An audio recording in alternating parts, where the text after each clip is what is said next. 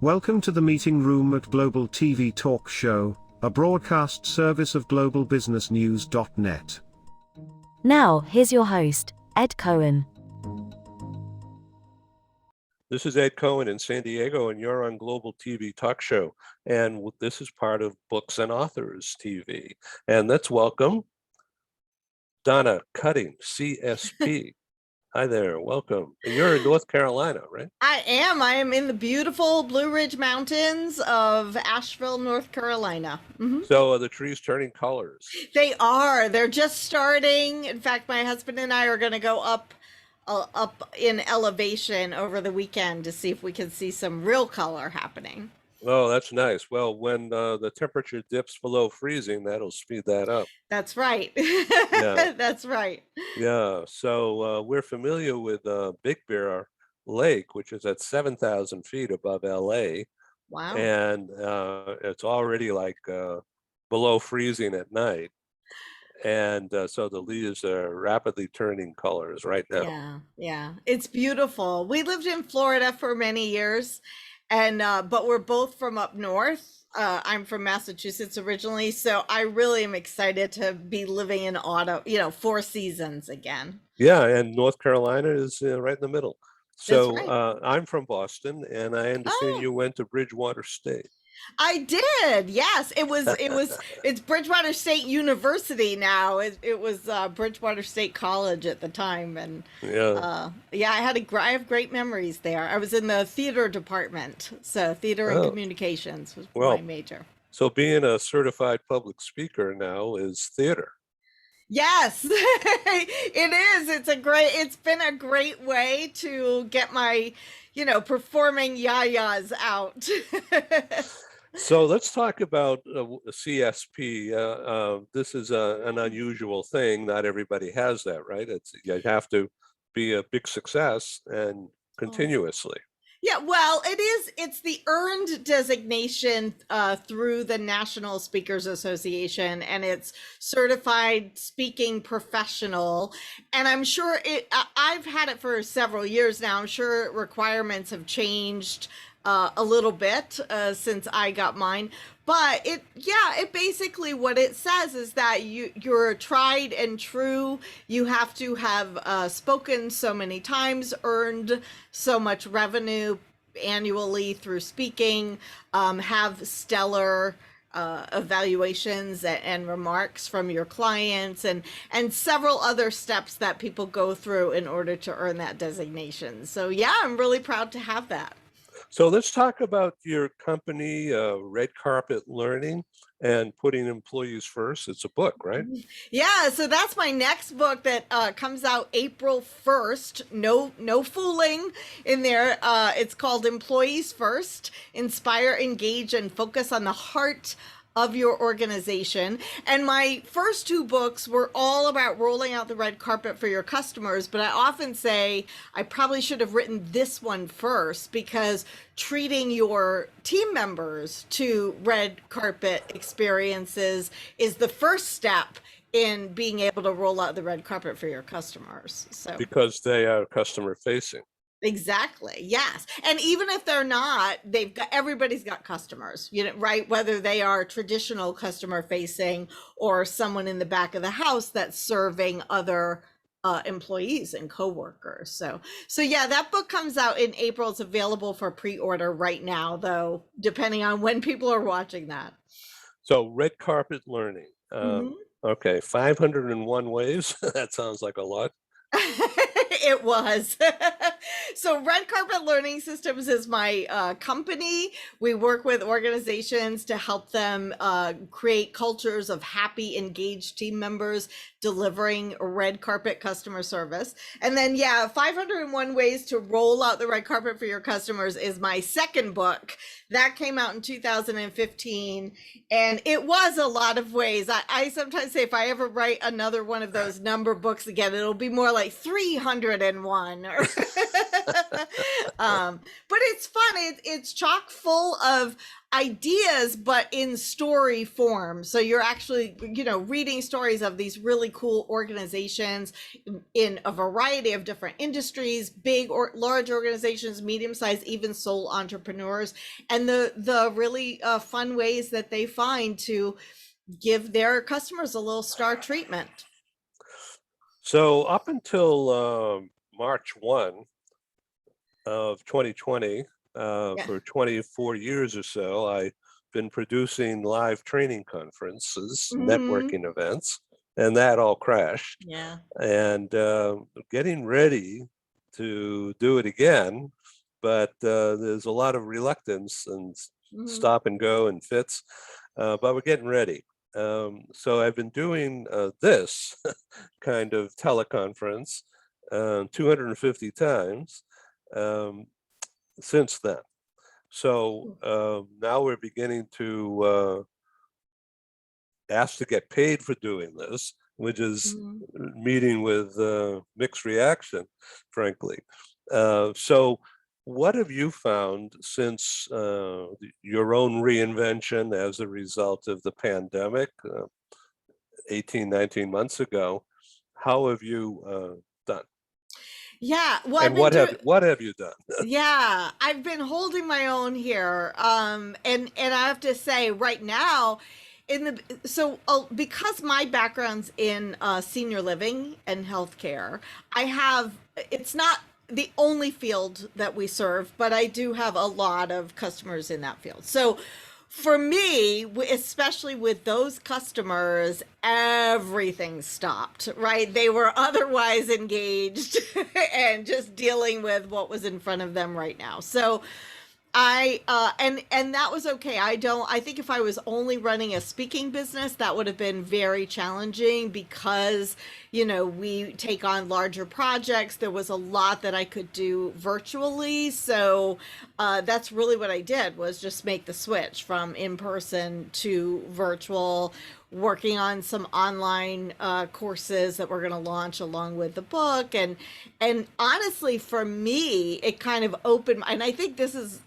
probably a lot of entrepreneurs, you think that there's only one way of doing something, and then all of a sudden, and this was for you as well, all of a sudden everything changed, and you realize, oh, but I could do it this way, or I could do it this way. And so I would never want to say this was like a good thing, but a good result from it is just sort of opening my mind to all the different ways that I could serve customers and not just be focused on the traditional way that I've always done it. So, yeah. So this is really inspiring to hear you say that, because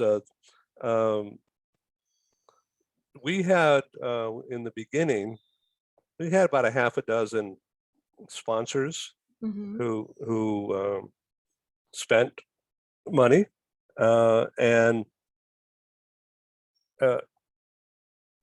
so their logo has been on every single show that we've done, and Google Analytics says that we've had 125,000 page views since beginning. So that means their ad was on every one of those shows. So, every one of those pages. So it's a little mind-boggling when you think about all that and how to get people to understand that and spend money based upon that.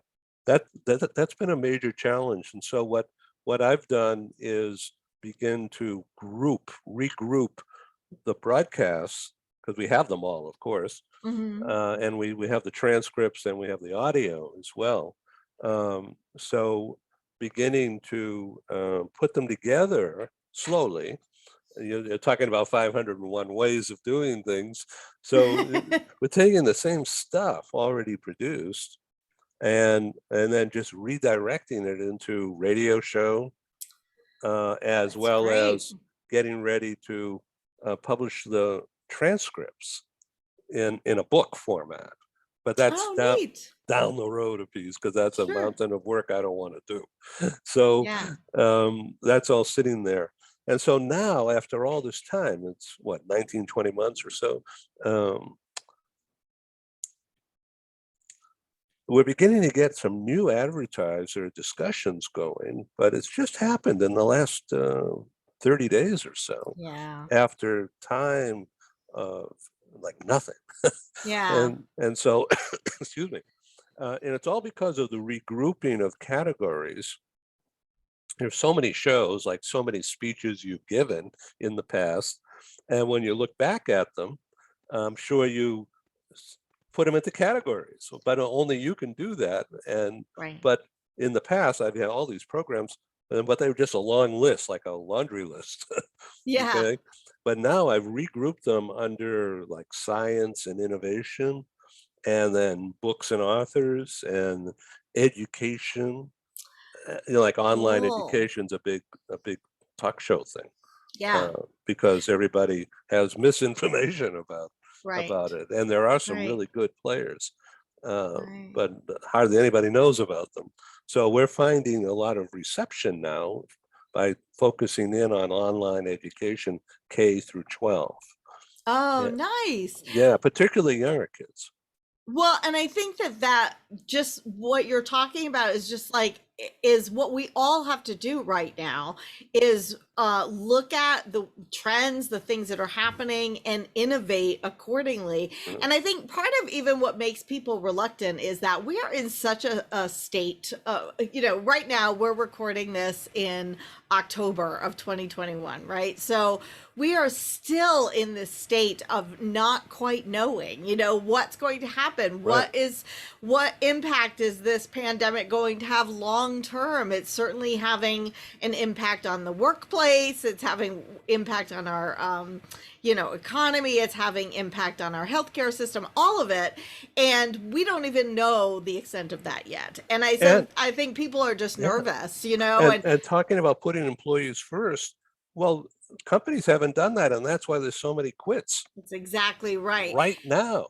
It is kind of a case of you reap what you sow, and I don't think that most middle managers, most leaders that I know want to do right by their employees, but systemically, we've been doing this sort of do more with less for many years.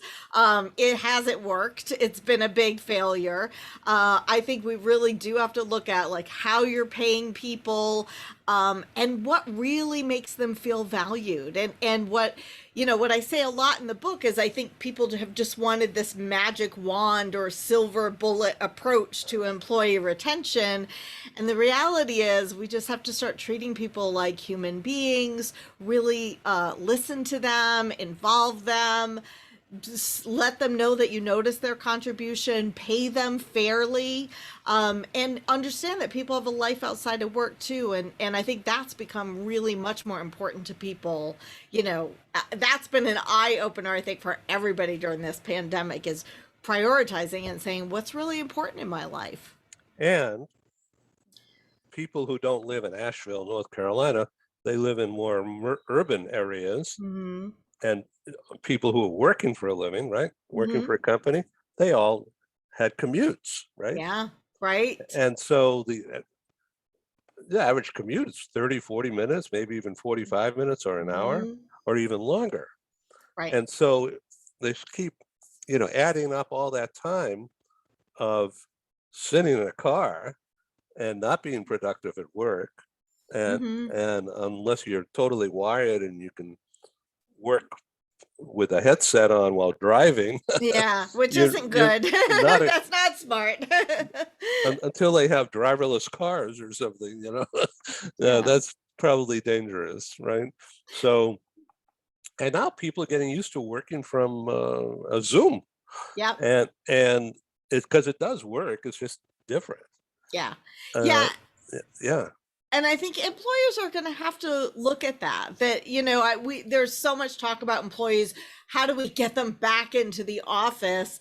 And the reality is, if people have started now to realize the benefits, or many people, not all of them. I've heard some people say they don't like working from home, but some people do. So start thinking about, like, how could you save money on this? Maybe you don't need such a large headquarters or a large building. And I think we've got to, like you're doing, we've got to start innovating and realizing that the way we've always done things is not necessarily going to work in the future. And Right. so Some yeah, kind of a hybrid thing, exactly. but it's still in development. Right. Okay, so Right. let's talk about from your view, because the book was written, probably developed, if not written. Let's call it developed in thinking prior to the pandemic, and then during the pandemic, you did the writing and editing with people. Yeah.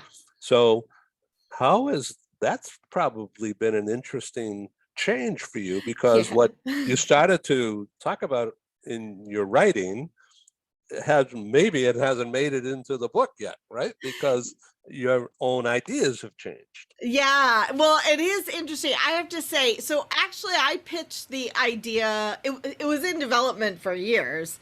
The pandemic gave me some extra time. So I pitched the idea to my publisher early in the pandemic. And this book, Employees First, is I've had the longest lead time with, which is good in some ways because, it gave me time to write the book.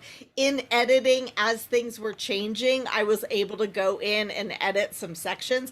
But I even say in the book, it's extremely daunting to be writing a book that is meant to help people in a time of such unprecedented change. But really, when I look back at what I've written, it comes out in April. Everything in that book still applies, and a lot of I think what people are missing, what leaders are missing, is that there are principles that have always been true. It's just that organizational leaders have just wanted to wave a magic wand and solve their employee engagement problems without actually going deep, and looking at was really going to make a difference. Good point. I have a question. To what extent in your book do you talk about feedback, employee feedback, communications? Yeah, oh, huge. And not so much like everybody does like their annual survey or their biannual employee satisfaction survey. And that's fine. But I am a huge proponent a huge champion for really listening to your people.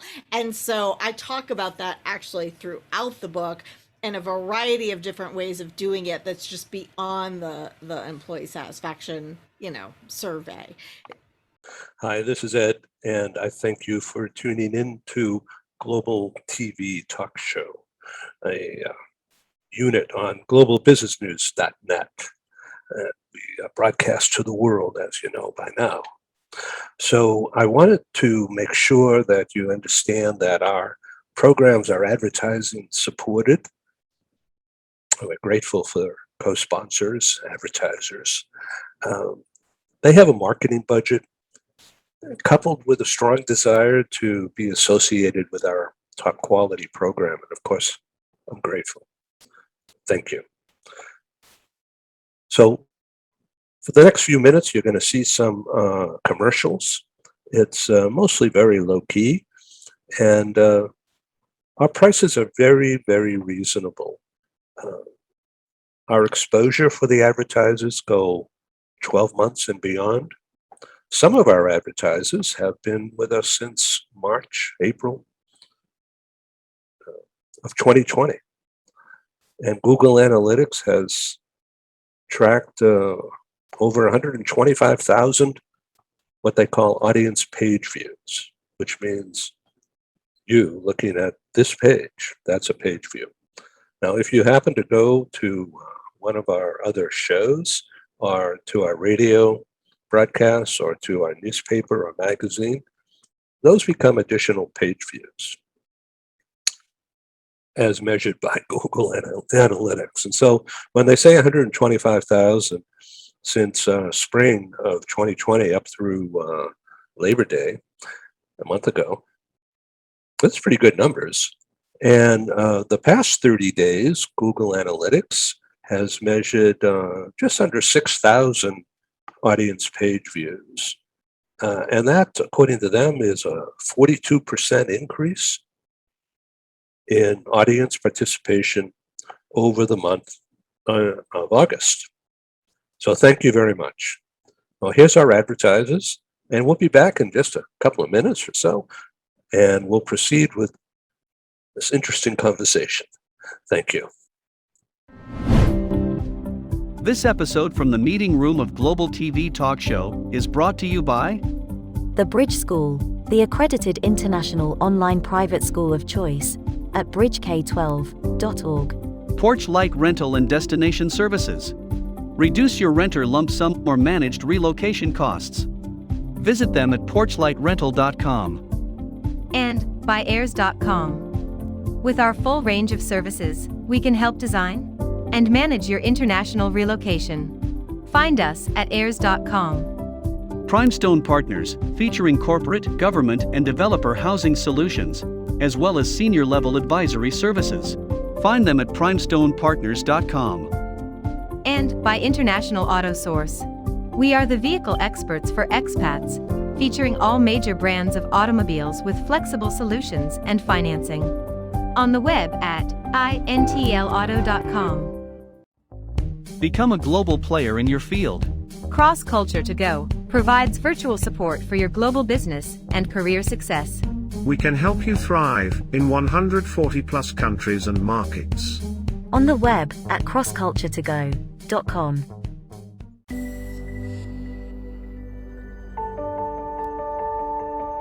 Something that's really neat is that the Bridge School partners with various organizations to provide learning for their students.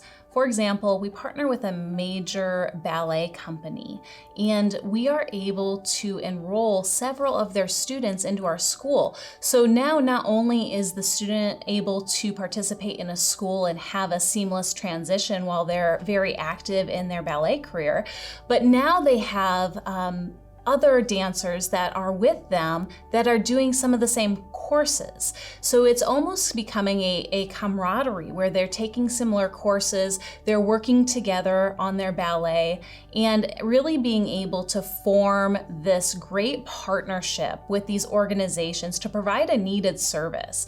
A lot of times there are student athletes who will spend hours and hours at the gym or at the basketball courts, wherever it is. And if they're attending a traditional school, they're in school from 8 to 3. They get a quick snack, and then they're at the gym for 3 to 4 hours in the evening.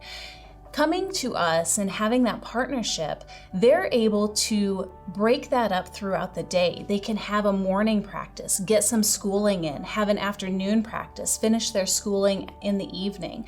So there's that flexibility. And additionally, if there are tournaments or performances, it's fantastic because if there's a week where they have shows straight through, they can take that week off of learning and then pick back up when they're done. So it offers this great flexibility. And for the program owners of these sports leagues, it is a win-win situation for them because they see this need. They see this need that their students need to make sure that they are obtaining the grades necessary to be successful adults in our country and in other countries.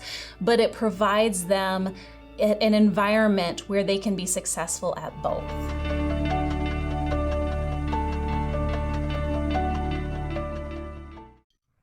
Hi, I'm Sergey Gorbatov. I'm Angela Lane. Together we are researchers, writers and practitioners in the field of human resources. And we've also been multi-country, multi-assignment career expats. We owe our professional development and growth to a very large extent to the international assignment opportunities that we have had.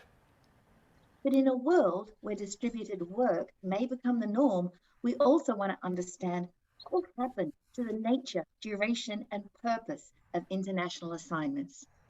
Together with our colleague, Julian Dalzell from the University of South Carolina, we're undertaking a study on the future of expatriation.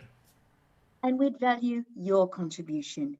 You can participate in this important study by completing a simple 10-minute questionnaire. Access the questionnaire by typing in your browser tinyurl.com/expert study. That's tinyurl.com/expert study. You can also find the link here on Ed's website next to this video. Thank you for joining us in this study. In return for your contribution, we'll provide you with a copy of our research. And of course, you'll be invited to an exclusive webinar hosted by Ed, where we will share our findings right here on Global Business News. And so please go to tinyurl.com/expat study. Take the survey so that we can better understand the future of expatriation. On that note, I was reading something earlier this morning. Some guy on LinkedIn wrote an article about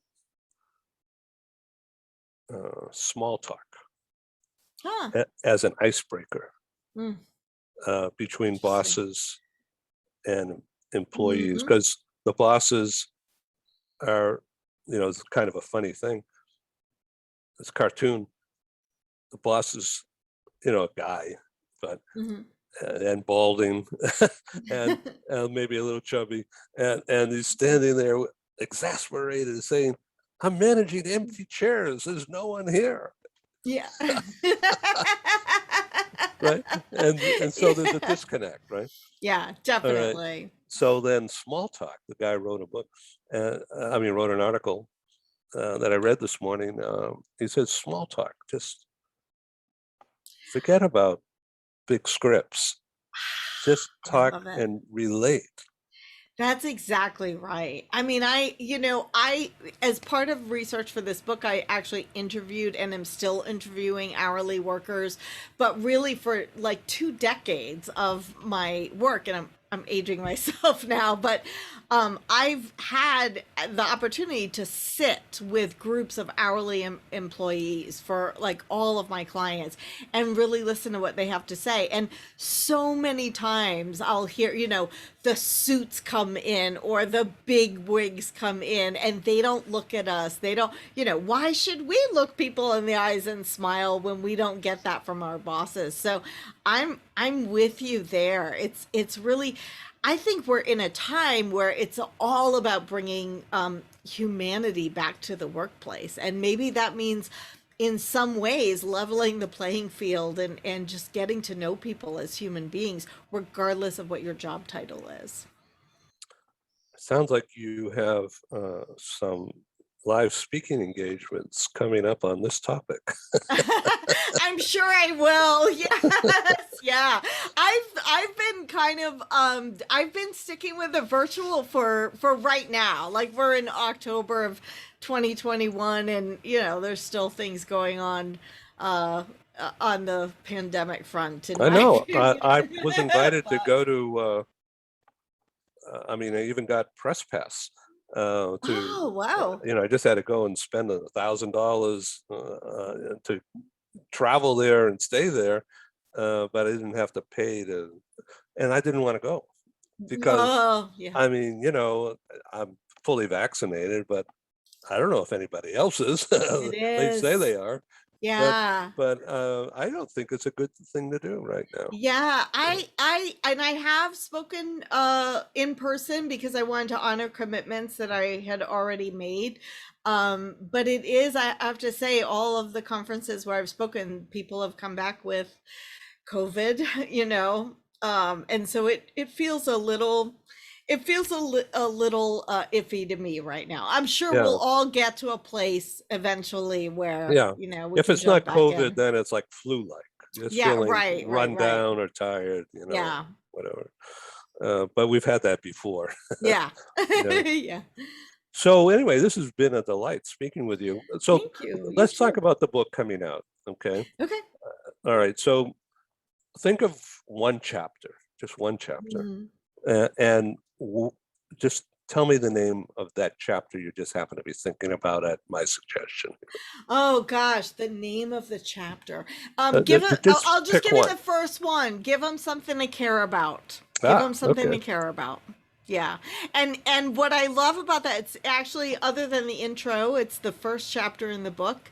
I feature in every chapter, I feature an organization, or in some cases, a couple of organizations that are really doing great things in relation to whatever the topic of that chapter is.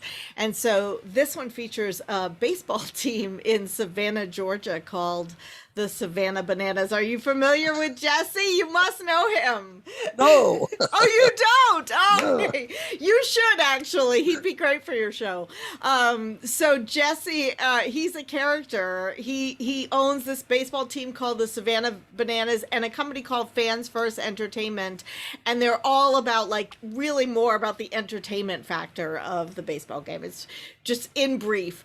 But they, I got to speak with several of his employees, and what they do a tremendous job of is really, talk about Simon Sinek's, like, give them their why, right? They all have a why. These people are passionate about what they do, and they are excited to go to work every day. And Jesse and his wife and the other leaders do such a great job of laying out their vision so that people, they're working for a paycheck, but they're working also for a paycheck of the heart, and this is a baseball team. So think about, whether it's healthcare or senior living or banking or, any field, what is it that you're giving people to work for that has meaning and purpose? And I think that generationally, people have wanted this, even prior to the pandemic, but I think even now, especially, people want, yes, they want a better paycheck, but they also want that emotional paycheck as well. So. That's terrific. So thank you, Donna Cutting. What's your website? It's redcarpetlearning.com. Redcarpetlearning.com. I look forward to speaking with you again. Please come back on Thank Global you. TV. I look forward to it too. Thank you. Bye. Stay safe. Okay. Bye-bye. Thank you. Thank you. Thank you for joining us in the meeting room at Global TV Talk Show. Have a wonderful day, and stay safe.